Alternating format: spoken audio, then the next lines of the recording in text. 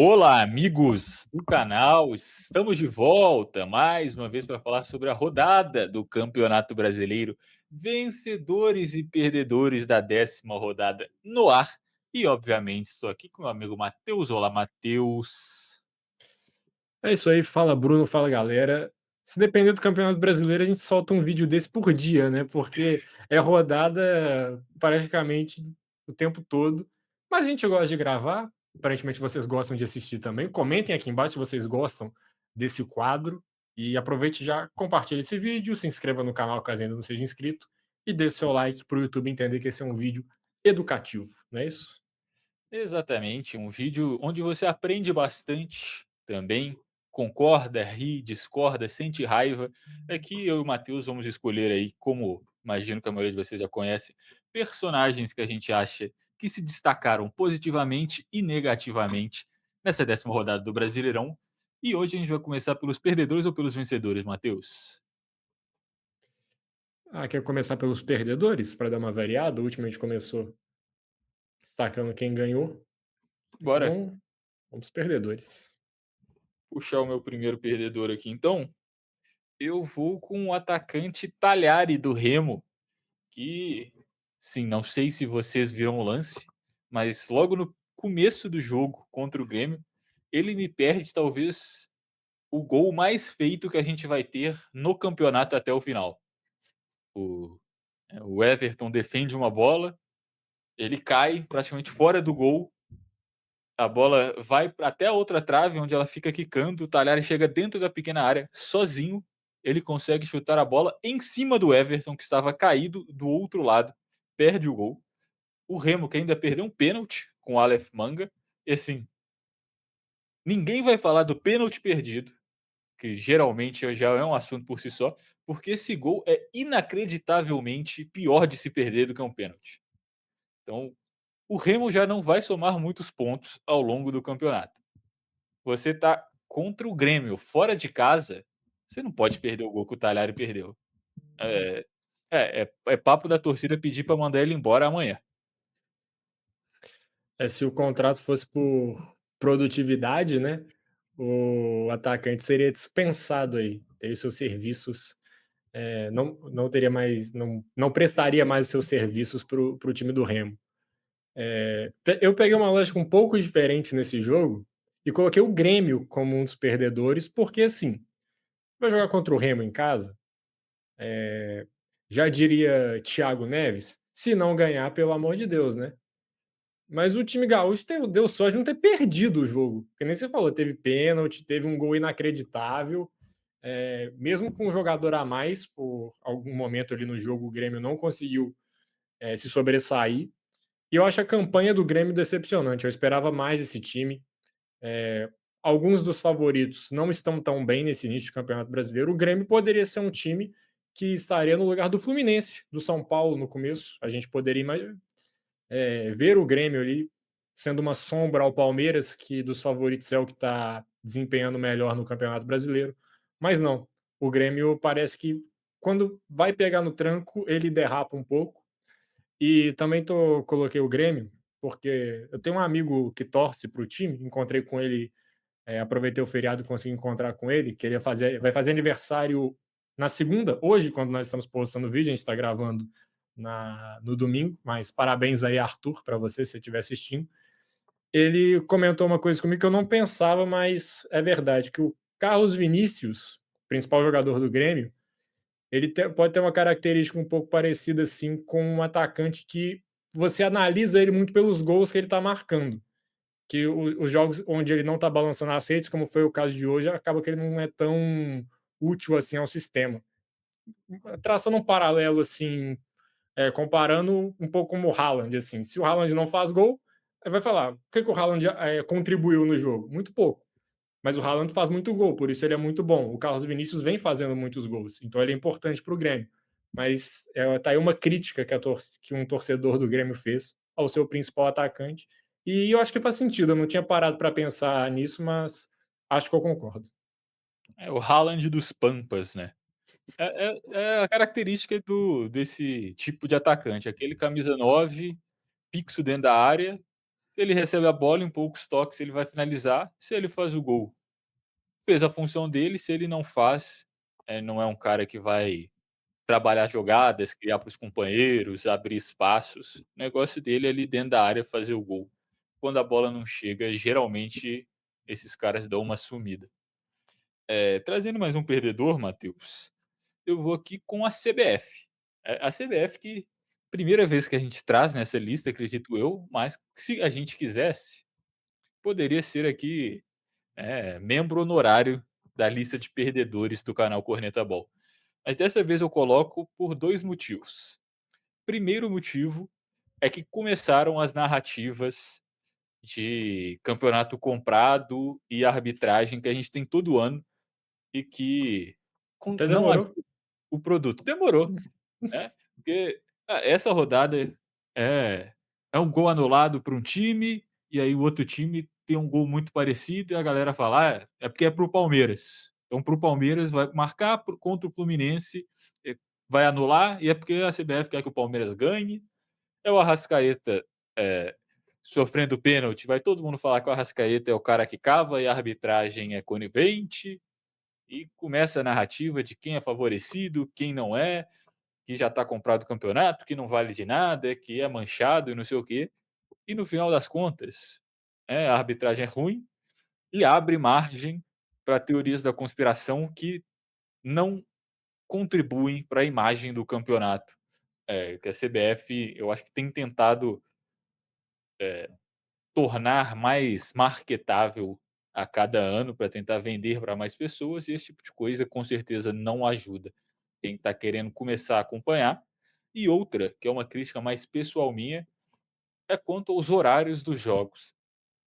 Porque eu sou de uma escola talvez um pouco mais antiga, no auge dos meus 25 anos de idade, que para mim jogo, você tinha que ter a maioria dos jogos domingo 4 horas, que é o horário prime, que hoje em dia ninguém se importa mais com esse horário, e aí você faz jogo 4 e 6h30.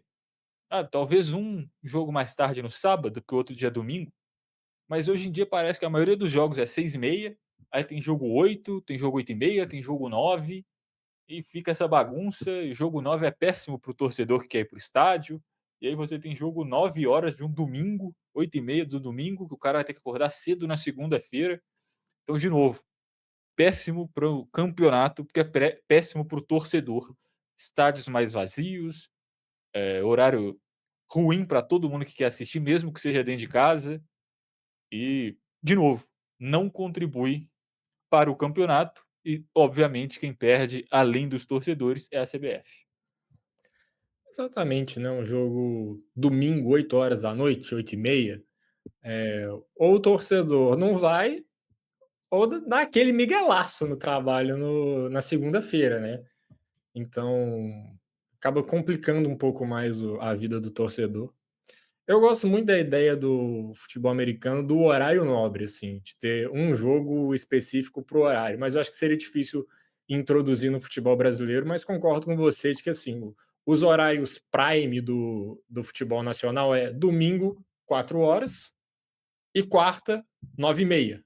Era 9h45, mas acho que ser 9h30 é até melhor para o torcedor. 15 minutos mais cedo, sim. Não que faça tanta diferença, mas já é uma diferença, né? Já ajuda. Então, acho que eles deveriam montar a tabela por aí. Uma mudança que eles fizeram alguns anos atrás, que deu certo, eu achei interessante, foi o do jogo 11 da manhã. Acho que o público abraçou, porque você vai no jogo, volta, passa a tarde com a família ali, consegue aproveitar ainda o resto de domingo. Essa é uma mudança interessante, mas esses jogos mais tarde aí, realmente fica mais complicado. E sobre a arbitragem, acho que daria para colocar nos perdedores também, que é o critério, né? Que é a principal falta que esses árbitros têm, né? O mesmo juiz, num jogo ele marca uma falta, 5 minutos depois tem o mesmo lance, ele deixa seguir.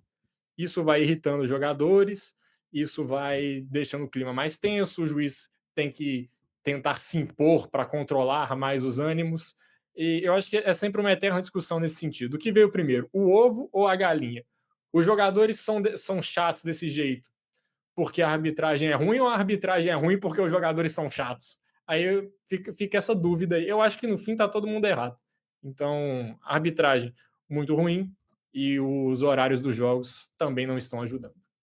E os jogadores são muito chatos, né, podia ter um pacto para arrumar tudo.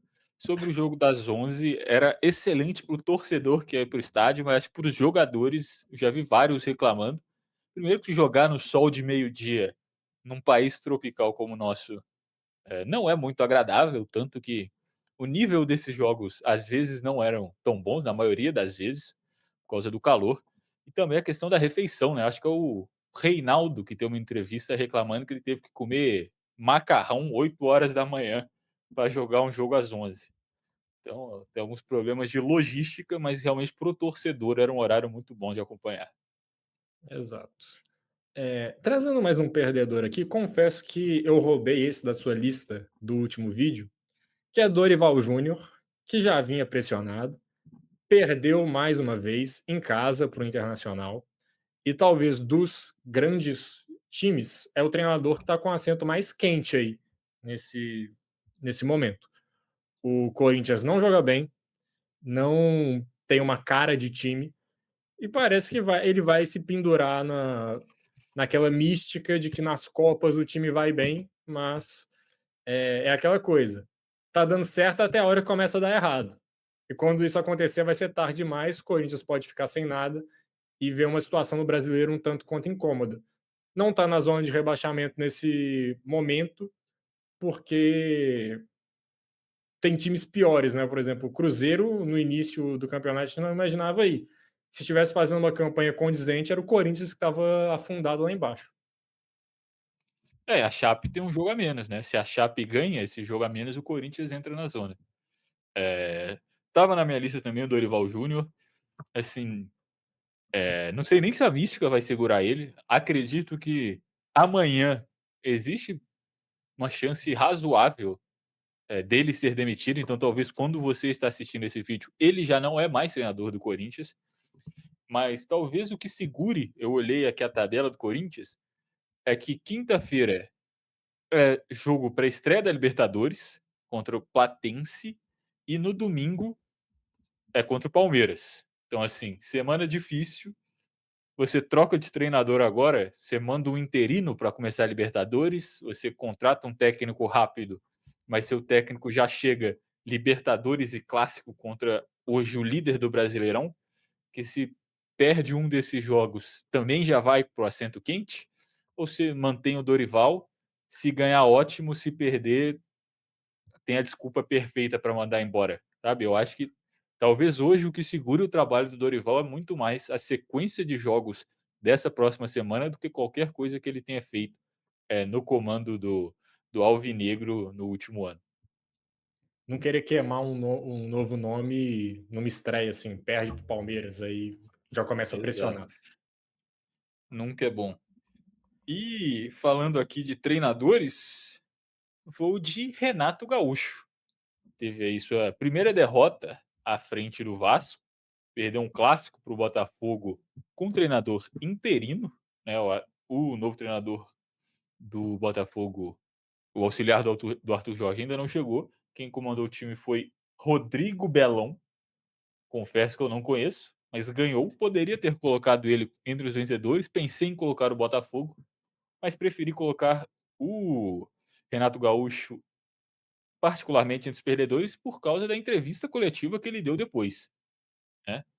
Assim, o esperado, as várias respostas dele, falando: "Olha o meu time, não fui eu que montei o elenco, faltam peças, outras equipes investem muito mais dinheiro, olha o que eu faço, você queria estar no meu lugar", não sei o quê. Esperado de uma coletiva do Renato Gaúcho depois de derrota, mas o que chamou a atenção foi, as críticas que ele fez ao futebol colombiano como um todo. É o Vasco que hoje tem vários colombianos, vários entre os titulares. Diria que o melhor jogador do Vasco hoje é um colombiano, né?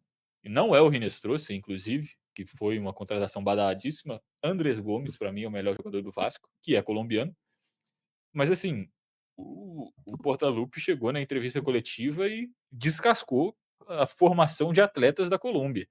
Falou que em todos os outros times ele nunca contratava um atleta colombiano que não estivesse aqui no Brasil há um tempo jogando bem, que eles têm dificuldade de adaptação, que eles vêm cometendo muitos erros, que o futebol lá é muito diferente do futebol aqui, que ele não confia, que se ele estivesse no comando do Vasco antes, provavelmente não teria contratado esses jogadores. Eh, assim, o Renato Gaúcho é um excelente líder de vestiário, mas esse tipo de entrevista para mim é aquela fala que você perde, corre o risco de perder controle, assim, dos seus jogadores. E como eu disse, se não me engano, o Vasco tem 4 colombianos no elenco, vários entre os titulares, o melhor jogador do time é colombiano, veio da Colômbia e, sabe, o treinador dá esse tipo de declaração por causa de uma derrota, depois de 5 jogos sem perder, eu acho que ele se passou um pouquinho nessa daí. É, o Renato Gaúcho sempre foi meio sem filtro, né, isso desde novo. E, normalmente, quando você fica mais velho, você fica mais teimoso também. Então pode ser o caso aí, tá ficando cada vez mais sem papas na língua o treinador do Cruz Maltino.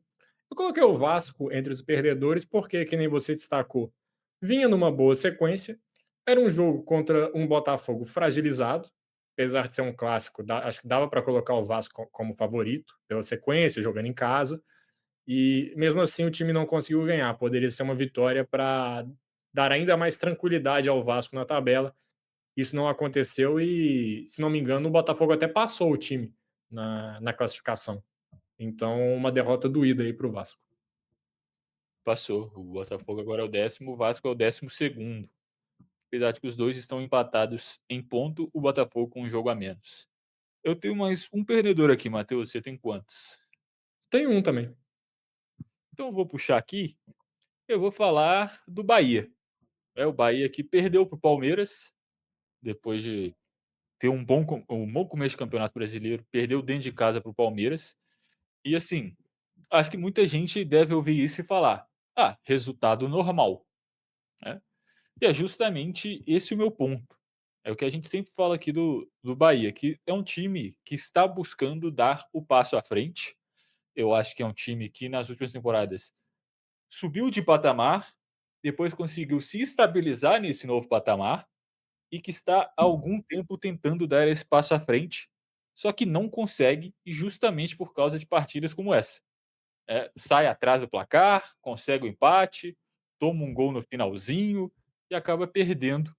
E todo mundo considera isso normal, mostrando que o Bahia realmente não conseguiu ainda dar esse passo, onde você jogar contra um time que teoricamente está na mesma disputa que você, dentro da sua casa, espera-se que você ganhe e se você não ganhar, é ruim. É óbvio que a torcida não está feliz, mas que o senso comum das pessoas assistindo é que o normal desse jogo é o Palmeiras ganhar. E por isso, e pela derrota, eu considero aqui o Bahia como um perdedor da rodada. Tá aí, é o Bahia, que acho que é normal mesmo, pelo time do Palmeiras, mas talvez a pretensão do time, usando um termo que ficou na moda há alguns anos atrás, é fazer um novo normal, que seja ganhar desses times, principalmente jogando na Bahia, né? Então, o projeto tem esse objetivo, mas parece que está com passos mais curtos do que o torcedor espera, do que as pessoas gostariam de ver. E meu último perdedor aqui é a Chapecoense, porque poderia ter conquistado uma vitória contra o Vitória, mas acabou tendo um pênalti no finalzinho, tomou um empate e acho que são 2 pontos custosos aí para a Chapecoense que ficam pelo caminho. Poderia ter igualado a pontuação do Corinthians, mas nesse momento o time segue na zona de rebaixamento. E eu já declarei aqui, estou torcendo para a Chapecoense não ser rebaixada. Já que você comentou, eu já vou puxar aqui direto meu vencedor, que foi justamente o Vitória. Pelos mesmos motivos que você disse aí, time desde o primeiro tempo, com um jogador a menos, jogando fora de casa contra um adversário que teoricamente a gente imagina que vai estar brigando por coisas similares ao longo do campeonato, né? Os dois vão estar brigando contra o rebaixamento, eu acredito.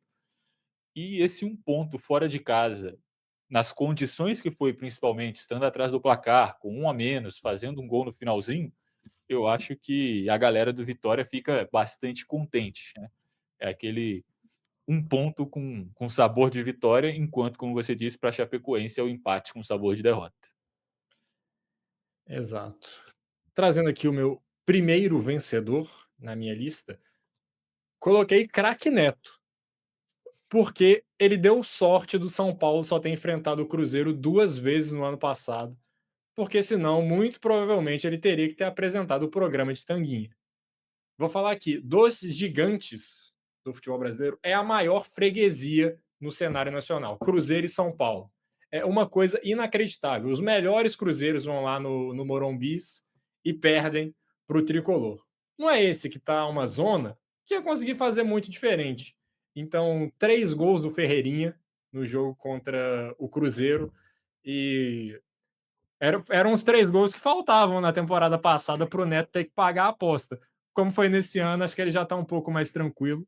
Então, trazendo aí um personagem de fora para comentar sobre esse jogo, uma boa vitória do São Paulo, que a gente vinha aqui criticando as decisões, mas parece que dá uma tranquilizada. E destacar aqui: o Cruzeiro contra o São Paulo é uma coisa absurda. Não vence nos pontos corridos de jeito nenhum. É inacreditável. É, meio que uma troca, né. O São Paulo ganha sempre no Brasileiro e o Cruzeiro costuma levar melhor no mata-mata. A questão é que você tem pelo menos 2 jogos nos pontos corridos todo ano, e o mata-mata é esporadicamente. Acho que a última vez que a gente teve um Cruzeiro e São Paulo foi a Libertadores de 2015, pelo menos que eu me lembro. Foi Eh, a Copa do Brasil de 17. Eu lembro que dessa. o que o Cruzeiro ganhou também, foi Cruzeiro campeão da passou. competição. É, gol do É, Hudson. Ah não, esse foi contra o Grêmio. Enfim. só uma pergunta aqui. Sabe quantas vezes o Cruzeiro ganhou de São Paulo no Morumbi, na era pontos corridos?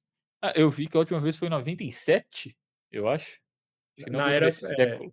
97 não foi nem nos pontos corridos, mas É. eu vi uma tabela falando que foram 2 vezes. Uma em 2003 e outra em 2013. O Cruzeiro ganhou de 3-0, eu lembro, eu estava assistindo esse jogo. 2013 eu não cheguei a pesquisar para ver se era verdade, mas vou confiar na informação que eu vi. É o do Mas você hat-trick do viu, Luan? foi 2013, foi o hat-trick do Luan. Aí para você ver, o time de 2003 é considerado um dos melhores times do século do futebol brasileiro, e o de 2013 o Cruzeiro ganhou de todo mundo no campeonato, pelo menos uma vez. Então, para ver os times que o Cruzeiro tem que ter para conseguir ganhar do São Paulo fora de casa. É, também é um dos melhores times do século, o time de 2013, né. E eu tinha aqui na minha Uhum. lista Roger Machado, né, porque o assento dele estava começando a esquentar, bateu de frente com o Cruzeiro do Arthur Jorge, que tinha muita expectativa.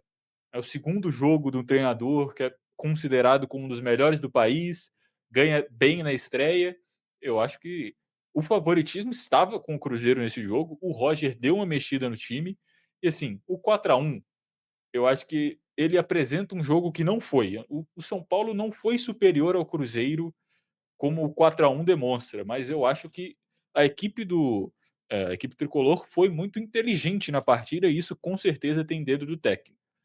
Você sai com 2-0 com 15 minutos de jogo, você condiciona a partida de uma forma que o São Paulo soube explorar as fraquezas desse time do Cruzeiro, enquanto o Cruzeiro ficou à mercê muito de problemas, né? O Cruzeiro não conseguiu criar boas oportunidades e quando criou, o Rafael foi muito bem. Aí a lei do ex do goleiro. Eu acho que o Cruzeiro, por exemplo, quando estava 2-0, o Cruzeiro faz o primeiro gol, tem algumas chances para empatar o jogo. Se empata, o cenário seria completamente diferente. Talvez a gente tivesse um Cruzeiro pressionando pela virada, mas o Rafael salva duas boas bolas e aí no contra-ataque o São Paulo consegue matar o jogo. Eu acho que o Roger Machado sai muito grande desse jogo, ou pelo menos bem maior do que ele entrou. Deu para sentir o dedo de Roger Machado? Tem que perguntar pro Ferreirinha. É, eu acho que, sinceramente, não muda tanto a vida do Roger, porque se o São Paulo perde o próximo jogo, a narrativa é: olha como o Roger está destruindo o São Paulo, que com o Crespo o time jogava bola, mas agora. Então, eu acho que é só questão de tempo para voltar à pressão, sendo bem sincero. Mas nessa rodada, ele foi muito bem, assim como todo o time. Trazendo mais um vencedor que teve destaque nos perdedores, é o Palmeiras, que o Bruno falou do Bahia, que foi derrotado pelo time, mas eu resolvi enaltecer quem ganhou o jogo, porque é uma narrativa que vem sendo criada pelos resultados das últimas temporadas de como o Palmeiras não vai bem contra os times que estão na frente no Campeonato Brasileiro, os times da parte de cima. Neste momento, o Bahia é um time da parte de cima. O Bahia era o quinto colocado, se eu não estava enganado, no confronto, antes do confronto. Provável que até tenha caído na tabela depois do jogo. Acho que era o terceiro e agora é quinto.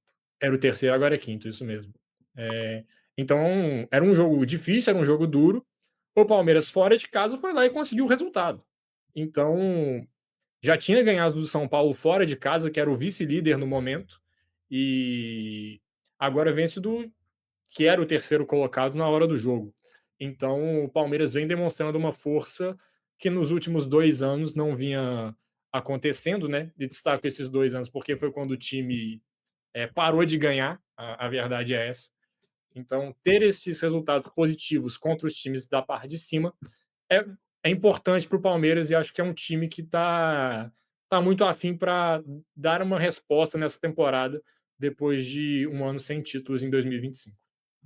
É, com certeza, né? Tô olhando aqui, desde a derrota para o Vasco na quinta rodada, Palmeiras ganhou 5 vezes seguidas no Brasileirão e as 5 por um gol de diferença. Todas elas ou 2-1 ou 1-0, bem no estilo Abel Ferreira. E o Palmeiras tem ganhado os jogos que em outros anos tropeçava, né? Não, não à toa é líder do campeonato com 5 pontos de vantagem para o vice, já com apenas 10 rodadas, né? Então já se encaminha como talvez o grande favorito ao título do Brasileirão nesse momento é o Palmeiras.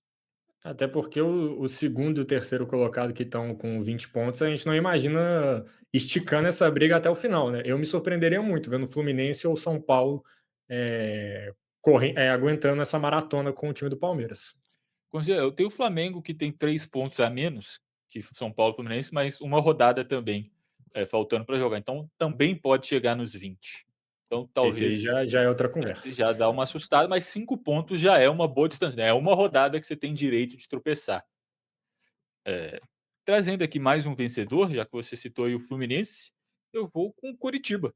Curitiba que recebeu o Fluminense dentro de casa, empatou em 1-1. E aqui, diferente do que eu falei contra o Bahia, eu acho que é um bom resultado. O Fluminense era o vice-líder do campeonato, 2 vitórias consecutivas, então era esperado que o Fluminense ganhasse esse jogo, mas o Curitiba, que muita gente colocava como uma equipe que com certeza ia brigar para não cair, mesmo depois de ganhar a Série B, hoje é o sétimo colocado. Ganhou a Série B, como eu ia dizendo, talvez com um pouco de dúvidas, porque um ataque muito ruim, mas uma defesa excelente. A gente não sabia como isso ia se traduzir para a Série A, troca de treinador. E hoje, como eu disse, o Curitiba está na metade de cima da tabela. São 15 pontos em 10 rodadas, sétimo colocado. Assim, em 10 jogos, fez aí um terço dos pontos que precisa para escapar do rebaixamento, que é onde muita gente projetava. Então, começar bem, muitas vezes, é o que salva times que a gente imagina que vão brigar lá embaixo. E quando está todo mundo se organizando, tem time que ainda está contratando, tem equipes que a gente considera que são boas, que não vivem seu melhor momento, se você consegue construir essa gordura, você fica tranquilo para se chegar num momento de baixa, você tem uma gordura para queimar, você pode encontrar novas soluções, mesmo se você perder jogos em sequência. Você ainda está fora da zona de rebaixamento, então você ainda está respirando. Então eu acho importantíssimo cada ponto que o Curitiba soma e conseguir empatar com o Fluminense hoje é um excelente resultado. É, sigo o relator, também tinha colocado o Curitiba aqui entre os vencedores, não só por essa rodada, que é um resultado muito bom, o Fluminense vem fazendo uma bela campanha, mas o Curitiba também, né? Então, te imaginar, é um jogo difícil para o Curitiba, mas também era difícil para o Fluminense, porque o Curitiba, como o Bruno destacou, é o sétimo colocado, já ganhou de Cruzeiro fora de casa, de Corinthians fora de casa, então é um time que não veio para a Série A para brincar, vem fazendo uma boa campanha e resolvi colocar não só pela rodada, mas também por todo o campeonato que vem sendo feito até aqui. Pensei até em colocar o Seabra como vencedor, mas quis dar destaque para o time, porque um outro vencedor eu quis destacar o técnico, que é aqui o Wagner Mancini, que é um treinador, às vezes está achado ali como um cara meio bombeiro, rei dos rebaixamentos, acho que é o técnico com mais rebaixamentos na história dos pontos corridos, mas a gente preferiu na semana passada destacar a derrota do Flamengo no vídeo. E nesse aqui, como o Bragantino ganhou um jogo que até a temporada passada era um confronto muito duro contra o Mirassol fora, mas nessa temporada o Mirassol vem fazendo uma campanha bem ruim, é o lanterna do campeonato, inclusive. O Bragantino ganhou o jogo de 1-0, então resolvi destacar o trabalho que está sendo feito. E o Bragantino parece que sempre está seguindo aí naquela toada. Às vezes a gente imagina ele um pouco acima, às vezes um pouco abaixo, mas parece que está sempre entregando aquilo ali. Meio de tabela, uma campanha ali tranquila, pelo menos nesse primeiro momento. Isso o Wagner Mancini está conseguindo entregar, por isso que destacar o treinador do Red Bull. E mais um bom começo, né, assim como foi ano passado, depois o time cai de produção absurdamente, mas essa gordura inicial salvou o Bragantino no rebaixamento, e esse ano eles vão fazendo semelhante, pelo menos na primeira parte, de conseguir os pontos. Será que as reuniões semanais com Jürgen Klopp estão ajudando o Wagner Mancini? É, assim, o Mirassol, a grande verdade é que eu só não pus no perdedor, porque eu acho que a gente já colocou entre os perdedores algumas semanas consecutivas e não tinha muita coisa nova para falar, né. Mas hoje, você enfrentar o Mirassol, você tem que ganhar. Essa é a verdade e o Bragantino foi lá e confirmou isso. Esse status do Mirassol também é presente até o momento que não está mais, que é um time que a gente acredita que pode dar a volta por cima. Então, enquanto estiverem conseguindo ganhar do Mirassol, é bom que você vá lá e ganhe, porque a gente não sabe quanto tempo isso vai durar e o Bragantino fez o dever de casa. E só um parênteses aqui sobre o Mirassol. Eu lembro quando o Fortaleza, que também era um time ali que não estava mais tão acostumado com a Série A, faz uma campanha muito boa. Aí tem um ano muito ruim, fica ali zona de rebaixamento. O primeiro turno inteiro parece que era um caminho sem volta. Eles não trocam treinador, o Voivoda consegue reinventar o time e salvar do rebaixamento. Então, se eu sou o Mirassol, eu não estaria pensando em interromper trabalho, em nenhuma medida muito drástica. Eu acho que é o momento de você dar moral para quem está lá dentro. De quem fez o Mirassol ser o que foi na temporada passada. Dá prestígio pro trabalho, para os jogadores, tenta fazer esse grupo voltar a jogar o que eles já jogaram.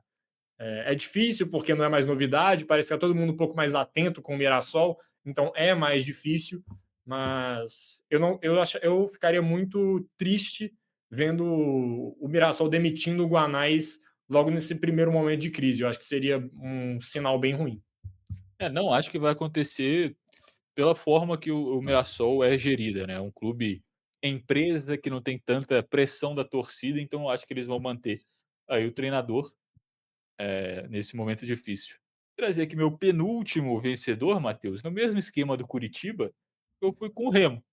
Remo que, fora de casa, foi jogar contra o Grêmio, coloquei aqui os atacantes do Remo entre os perdedores, mas o time eu vou colocar como vencedor, porque nas primeiras rodadas eu acho que a gente assistiu o Remo jogar e parecia mesmo que era um time de uma divisão abaixo, né. Parecia que era um time de série B jogando a série A. E a verdade é que nas últimas 3 rodadas, o Remo somou 4 pontos. É grandes coisas? Não é. Mas assim, se você soma 4 pontos a cada 3 rodadas, você não cai no Brasileirão. Você consegue chegar nos 45. Então, para as pretensões do Remo, é um bom aproveitamento, ainda mais você conseguindo ganhar do Bahia dentro de casa, você empata com o Grêmio fora. É justamente isso que o Remo tem que fazer se quiser se manter na primeira divisão. E eu acho que talvez a equipe esteja começando a entender um pouco como é que joga a competição. Talvez seja um pouco cedo para falar isso, mas pelo empate e pela sequência eu coloco o Remo aqui entre os vencedores. Vamos ver se o time acordou no campeonato, né? Teve um início bem ruim, mas esses últimos jogos, que nem o Bruno destacou, o time tá sendo um pouco mais encardido para quem tá enfrentando. Se fosse umas 5 rodadas atrás, era bem possível do Grêmio ter ganhado esse jogo hoje, mas parece que o time ali do Remo já tá um pouco mais duro. Então, aí eu quis destacar a falha do Grêmio, não o bom jogo do time paraense, mas fica aí a menção feita pelo Bruno. Eu vou trazer aqui meu último vencedor, que é o Internacional, porque, assim, já ouvi de Fabiano Baldasso, abre aspas, Grêmio é rival, o Corinthians é inimigo, fecha aspas. E assim, a torcida do Inter, ela tem um sentimento muito ruim com o Corinthians por 2005, por todo aquele esquema lá da máfia do apito, que o Corinthians ganha aquele campeonato, o Inter se sente roubado por conta daquele campeonato brasileiro.